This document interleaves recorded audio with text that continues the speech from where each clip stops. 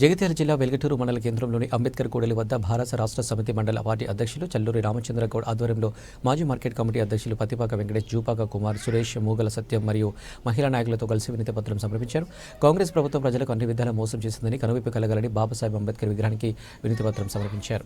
చెడు చేస్తేనే మరి ఇంతకుముందు మంచి ఎవరు చేసిరో ఏర్పడుతుంది కనుక మరి మేము దీన్ని పూర్తిగా వెంటనే ఖండిస్తున్నాం.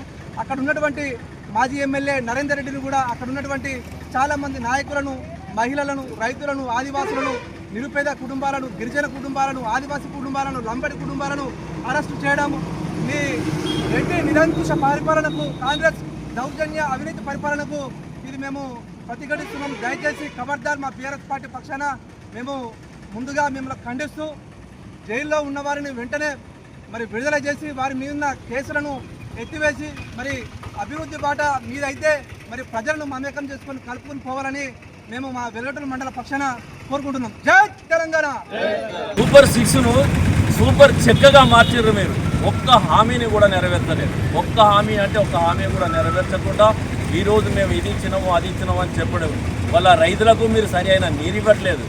మీరు రైతు బంధు ఇస్తానని ఇప్పటి వరకు రైతు బంధు ఇవ్వలేదు.